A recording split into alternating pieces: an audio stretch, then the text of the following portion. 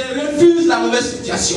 Refusons la mauvaise situation. Il ne faut pas te plaindre dans une mauvaise situation. Il ne faut pas justifier ce qui n'est pas normal. Alléluia. Amen. Amen. Je veux voir des personnes qui sont révoltées. Le temps est arrivé où le Saint-Esprit nous amène à nous révolter et à abandonner, à refuser toute situation qui n'est pas la gloire de Dieu. Marc 10, verset 46 à 52. Ici, quand je prends le verbe refuser, c'est de s'accorder, désaccorder d'une situation. C'est le fait de rejeter. Alléluia.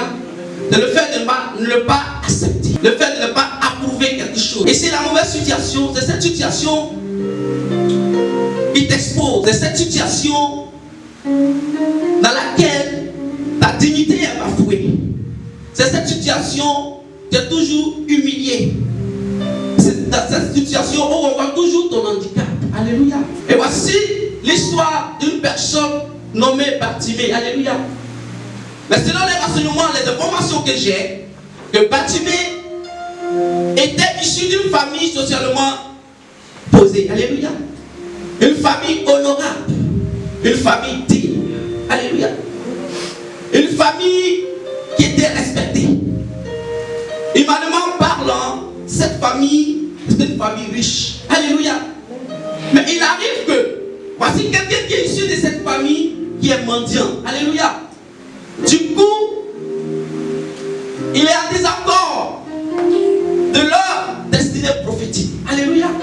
Dans cette famille, c'est comme ça nous sommes. Mais il s'avère que Bartimée, qui est issu de cette famille, socialement, c'est pas ça. Lui, il passait tout son temps à mendier. Il passait tout son temps à demander. Parce qu'il ne voyait pas. Alléluia. Et il vivait dans un monde. Au monde, c'est quelque chose qu'on donne aux pauvres. Alléluia. Au monde, c'est quelque chose qu'on donne aux démunis. Alléluia. Au monde, c'est quelque chose ce qu'on te donne, c'est ce que tu prends. Alléluia. Alléluia. Mais il arrivait un moment où ce Bartimée a réalisé que cette vie, cette situation n'est pas pour lui. Alléluia. Et il a pris conscience de sa situation. Et il a vu qu'il était dans une mauvaise situation. Et il va falloir que la situation change. Et lorsqu'il a entendu parler de Jésus, on dit Jésus va passer par là. Jésus devait venir là. Avant que Jésus n'arrive, il avait déjà les échos de ce que Jésus faisait. Alléluia. Il dit aujourd'hui je ne laisse pas la situation passer. Alléluia. Souvent, lorsque tu ne te plais plus dans cette situation, il faut te lever pour crier à Dieu. Il dit aujourd'hui c'est aujourd'hui. C'est comme si quelqu'un pouvait dire cette année c'est cette année. Aujourd'hui c'est aujourd'hui. C'est l'année de ma libération. Je ne veux pas toujours subir les mêmes choses. Alléluia. Et lorsque Jésus est arrivé, il a vu m'enseigner qu'il y avait foule. Alléluia. Mais là, il ne s'est pas laissé intimider. Lorsqu'il a entendu que Jésus, quelqu'un qui ne voyait pas, il a su que Jésus était déjà arrivé dans les lieux. Il ne peut pas tenir.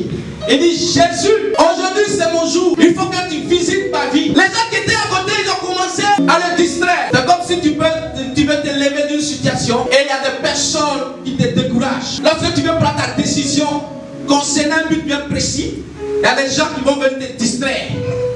Et ces personnes sont mandatées par Satan. Mais ce n'est pas les faire. C'est peut-être lorsque tu prends l'engagement, tu dis Seigneur, il faut que ma situation change cette année. Il y a des distractions inutiles. Il ne faut pas rentrer dedans. Il y a des colères inutiles. Il ne faut pas rentrer dedans. Et les problèmes des personnes, il ne faut pas rentrer dedans. Toi, tu as un objectif, il faut suivre l'objectif et tu vas vers l'objectif. Cette personne qui l'empêchait de croiser Jésus, c'est les situations que nous traversons, nous trouvons souvent. Alléluia. Lorsque tu te décides pour parler de ta situation à Dieu, il y a quelqu'un qui va sortir du néant, il va te distraire, il va te mettre en colère. À ce moment-là, ton programme est gâté. Bartimée avait déjà résolu dans son cœur afin que sa situation change. Alléluia. Donc, au fur et à mesure, on lui demandait de se taire, lui il criait fort. Le cri, c'est un langage profond. On ne crie pas pour plaire à qui que ce soit, mais on crie pour dire quelque chose de concret à Dieu, pour que Dieu se retourne vers toi. Il a commencé à crier jusqu'à Jésus a attendu. Il dit mais c'est qui? On dit mais alors lui là c'est un mendiant, mais il a de crier pour te demander de l'argent. Lui ce qu'on tente c'est de mendier seulement. Il y a des gens qui vont te parler souvent comme ça. Quand il est en train de crier, les gars c'est pour demander encore de l'argent. Oh, il n'avait pas compris ce que Bartimée voulait. Il ne voulait plus de miettes. Il veut que sa situation change. Il ne voulait plus de miettes. Il ne voulait plus tendre la main.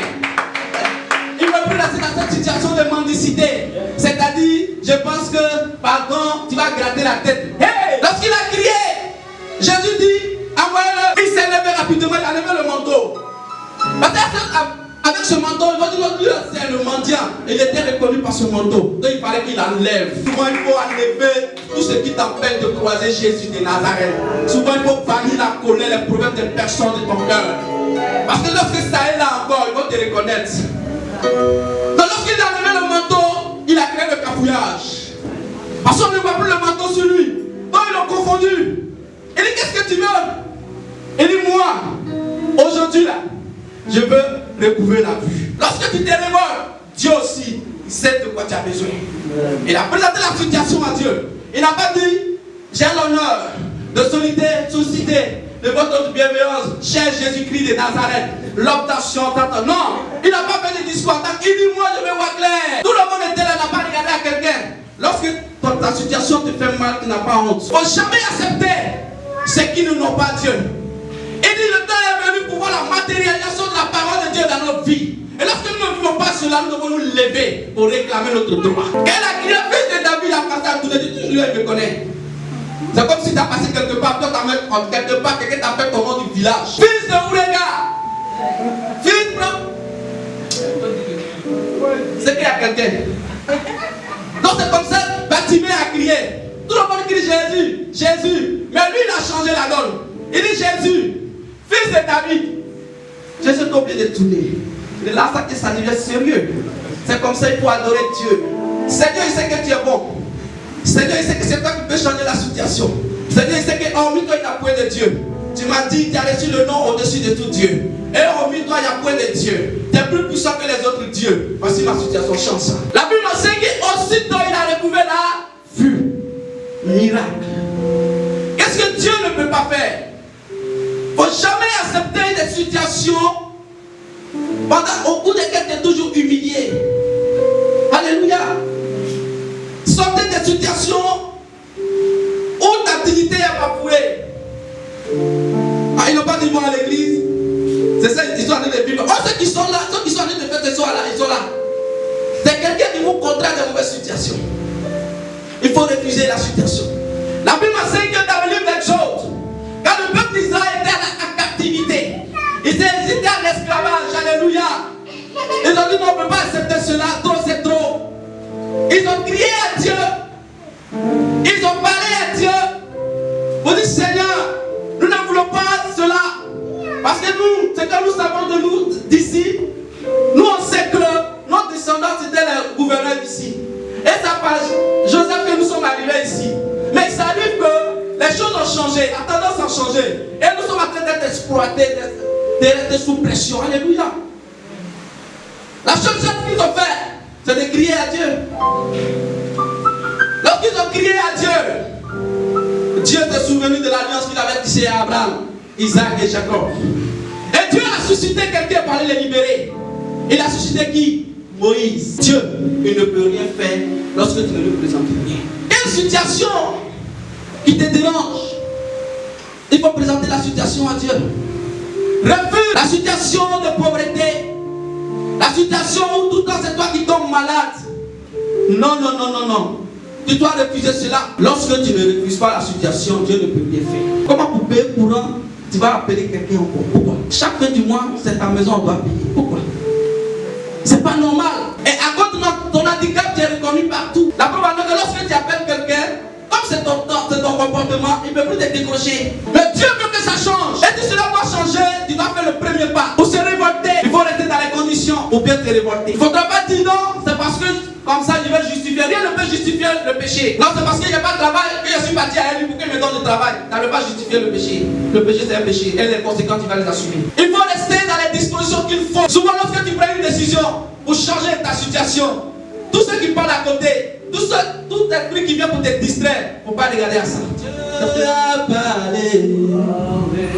Dieu a parlé.